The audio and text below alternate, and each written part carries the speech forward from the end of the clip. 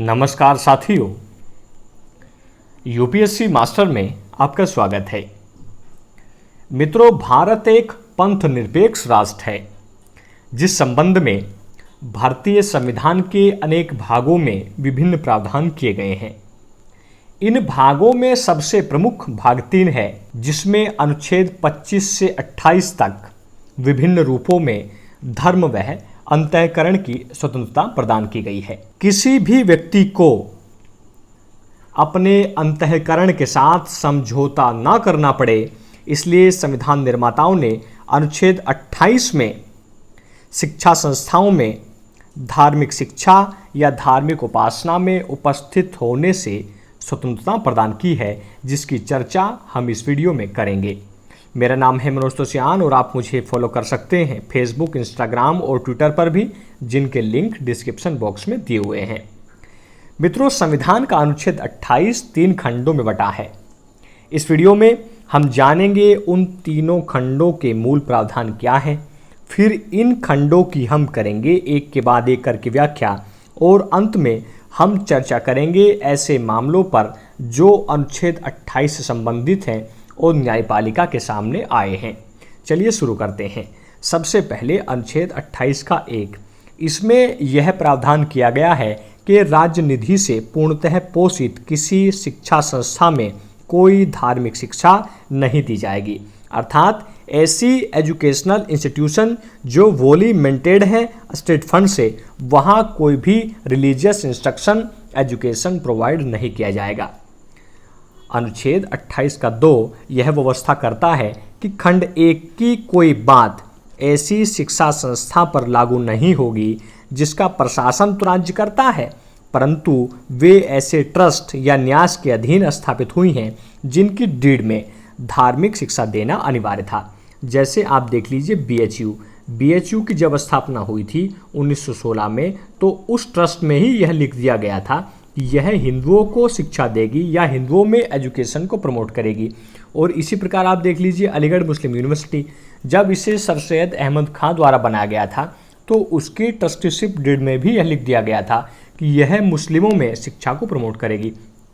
परंतु आज in educational institution को राज्य द्वारा प्रशासित किया जा रहा है। अर्थात ऐसी शिक्षा संस्थाएं वो राज्य द्वारा प्रशासित हैं और राज्य ही उनको फंड दे रहा है, परंतु ऐसी शिक्षा संस्थाओं में धार्मिक शिक्षा दी जा सकेगी क्योंकि इनके ट्रस्ट में ही इस प्रकार के प्रोविज़न किए हुए हैं। अब देख लीजिए अनुच्छेद 28 का 3, यह प्रावधान करता है कि राज्य से मान्यता प्राप्त, मतलब एजुकेशनल इंस्टीट्यूशन जो रिकॉग्नाइज हैं स्टेट से या राज्य निधि से पोषित, चाहे आंशिक पोषित या पूर्णतः पोषित, जैसे कोई भी इंस्टीट्यूशन है उसको कुछ ज़मीन स्टेट से मिल जाती है, कुछ फंड स्टेट से मिल जाता है, तो वो जो है राज्य निधि से सहायता पाने वाली शिक्षा संस्था हो जाती है। उसमें किसी व्यक्ति को धार्मिक शिक्षा में शामिल होने के लिए बाध्य नहीं किया जाएगा। यदि वह अवयस्क है या माइनर है तो उसे तब तक बाध्य नहीं किया जाएगा जब तक उसके गार्जियन संरक्षक इस बात की अनुमति ना दे दें, या कोई वयस्क है उसे तब तक नहीं कहा जाएगा तब तक वो इस संबंध में अपनी सहमति दे दे। अर्थात यदि अनुच्छेद 28 को ध्यान से पढ़ें तो वहाँ 4 प्रकार की शिक्षा संस्थाओं का उल्लेख किया गया है। पहली वो शिक्षा संस्थाएं हैं जो राज्य द्वारा पूर्णतः वित्त पोषित हैं, वोली फाइनेंस्ड बाय स्टेट, और दूसरी ऐसी संस्थाएं हैं जो राज्य द्वारा प्रशासित होती हैं परंतु इनकी स्थापना एक ऐसे ट्रस्ट के अधीन हुई है जहां धार्मिक शिक्षा देना अनिवार्य है, जैसे बीएचयू, एएमयू, मदरसा बोर्ड भी चल रहा है। और तीसरी ऐसी संस्थाएं जो राज्य से मान्यता प्राप्त हैं, भले ही वो वित्तीय सहायता लेती हैं या नहीं लेती हैं। और चौथी ऐसी शिक्षा संस्थाएं जो राज्य से अंशतः या कुछ वित्तीय सहायता प्राप्त करती हैं। चलिए इनको देख लेते हैं। पहली प्रकार की शिक्षा संस्थाओं में किसी भी स्थिति में धार्मिक शिक्षा नहीं दी जाती, ऐसा प्रावधान संविधान में किया गया है, क्योंकि यदि पंथ निरपेक्ष राज्य में राज्य ही पंथ से दूरी नहीं बनाएगा तो धर्मनिरपेक्षता पर प्रश्न उठना लाजमी है।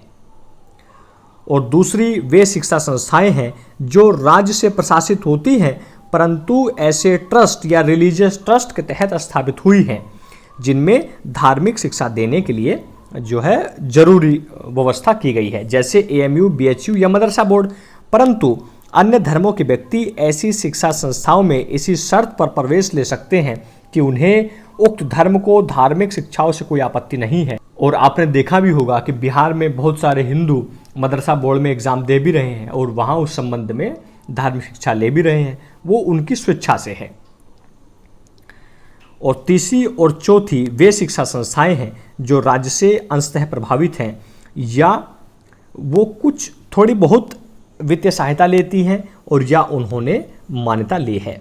इस संबंध में भारतीय संविधान में यह प्रावधान किए गए हैं कि इनमें धार्मिक शिक्षा दी जा सकती है, किंतु यदि कोई व्यक्ति किसी अलग धर्म को मानता है तो उसकी सहमति के बिना उसे इस शिक्षा में या उपासना में शामिल होने के लिए बाध्य नहीं किया जा सकता। और या वो माइनर है, अल्पवयस्क है, तो जब तक उसके गार्जियन या संरक्षक ये सहमति ना दे दें कि उसको धार्मिक शिक्षा में आप शामिल कर लीजिए, तब तक भी ऐसे माइनर को धार्मिक शिक्षा में शामिल होने के लिए बाध्य नहीं किया जाएगा। मित्रों, ये तो प्रावधान है भारतीय संविधान के, जहां ये कहता है संविधान के पूर्णतः पोषित जो संस्थाएं हैं वहां धार्मिक शिक्षा नहीं दी जाएगी। परंतु हम ये देखते हैं जैसे जो सेंट्रल स्कूल बने हुए हैं, केंद्रीय विद्यालय हैं या स्टेट स्कूल बने हुए हैं, आप भी पढ़े होंगे, हम भी वहीं से पढ़े हुए हैं, तो वहाँ जो है विभिन्न प्रकार की धार्मिक शिक्षाओं से संबंधित कुछ व्यवस्थाएं संचालित होती हैं, जैसे प्रार्थना है या पाठ्यक्रम में ही बहुत सारे चैप्टर ऐसे शामिल किए हुए हैं जहाँ जो है जो धर्म से संबंधित हैं। तो उस संबंध में ही एक मामला सबसे पहले आया था 1971 में, जिसे जाना जाता है DAV college versus state of Punjab. इसमें व्यवस्था थी कि जब गुरु नानक यूनिवर्सिटी की स्थापना की गई थी तो उसके ट्रस्ट में सेक्शन 4 में यह उल्लेख किया गया था कि ये जो यूनिवर्सिटी है ये गुरु नानक पर रिसर्च करेगी और इसे स्टेट से फंड भी मिल रहा था। तो इस पर ही जो है न्यायालय में अपील की गई कि ये तो जो है धार्मिक शिक्षा दे रहा है जो अनुच्छेद 28 का उल्लंघन है, इसलिए इसका फंड कैंसिल कर देना चाहिए। तब सर्वोच्च न्यायालय ने कहा था कि स्टडी कर रहा है, प्रचार नहीं कर रहा, तो प्रचार ये माना जाएगा कि ये अनुच्छेद 28 का उल्लंघन है, तो इसलिए यहाँ स्टेट को फंड देना बिल्कुल लाजमी है। इसी की आज देन है, इसी प्रोविज़न की कि जो मैनी बोर्ड करिकुलम है, पाठ्यक्रम है, वहाँ विभिन्न धर्मों के बारे में जानकारी पढ़ाई जाती है जो केवल स्टडी के पर्पज़ के लिए है, केवल एक बेसिक जानकारी है। जैसे यूपी बोर्ड है, NCERT है, वहाँ मोहम्मद साहब के बारे में, वाल्मीकि जी के बारे में, स्वामी विवेकानंद जी के बारे में, सब के बारे में वहाँ थोड़ा थोड़ा सा अध्ययन की व्यवस्था की गई है। सबसे महत्वपूर्ण मामला देखने को मिलता है अभी हाल, सर्वोच्च न्यायालय ने इस पर कोई निर्णय नहीं दिया है। ऐसा ही मामला एक बार देखने को मिला था न्यूयॉर्क कोर्ट में 1961 में, वो जाना जाता है एंजेल वर्सेस विटेल के नाम से। चूंकि अमेरिका भी एक सेकुलर स्टेट है, वहाँ स्कूलों में जो प्रेयर होती थी वो ईसाइयत से प्रभावित थी। जो विटेल थे उन्होंने ये अपील की थी कि जो प्रेयर होती है इसमें ईसाइयत की बात होती है। तब जो है न्यूयॉर्क कोर्ट ने यह डिसीजन दिया था कि स्कूलों में रिलीजियस न्यूट्रल प्रेयर हो सकती है, कोई दिक्कत नहीं है। इसी प्रकार का एक मामला देखने को मिल रहा है। अभी मध्य प्रदेश में एक व्यक्ति है विनायक साहा, ये समाजसेवी भी हैं, वकील भी हैं, इन्होंने सर्वोच्च न्यायालय में एक पिटीशन फाइल की है कि जो केंद्रीय विद्यालय हैं या जो स्टेट में स्कूल चल रहे हैं वहाँ प्रार्थना होती है और वो प्रार्थना का संबंध सीधा हिंदू धर्म की पद्धति से है। जैसे वो जो है संस्कृत में श्लोक करते हैं, हाथ जोड़कर वंदना करते हैं। तो विनायक साहा ने ये अपील की है कि ये जो तरीका है ये तरीका हिंदू धर्म से प्रभावित है और ये जो विद्यालय हैं, स्कूल हैं, वो स्टेट से फंड ले रहे हैं, इसलिए इसे जो है बंद कर देना चाहिए, सभी स्कूलों में प्रेयर्स नहीं होनी चाहिए। तो ये मामला सर्वोच्च न्यायालय के सामने दाखिल है और इस पर अभी सर्वोच्च न्यायालय कोई निर्णय नहीं सुनाया है और जैसे ही निर्णय आएगा उससे आपको अवगत भी रहना है। मुझे आशा है कि अनुच्छेद 28 के संबंध में आपके सारे डाउट्स इस वीडियो ने क्लियर कर दिए होंगे। यदि फिर भी आपका कोई प्रश्न बचा है तो उसको आप कमेंट सेक्शन में ज़रूर लिखिए। उससे पहले आप एक प्रश्न का उत्तर दीजिए जो सामने स्क्रीन पर लिखा है। निम्न पर विचार कीजिए, पहला है अनुच्छेद 28 के तहत पूर्णतः अथवा अंशतः वित्त पोषित संस्थाओं में किसी भी स्थिति में धार्मिक शिक्षा नहीं दी जाएगी। ऑप्शन बी या 2, राज्य से अंशतः वित्त पोषित शिक्षण संस्था धार्मिक शिक्षा दे सकती है परंतु किसी को भी उसमें शामिल होने के लिए बाध्य नहीं किया जाएगा।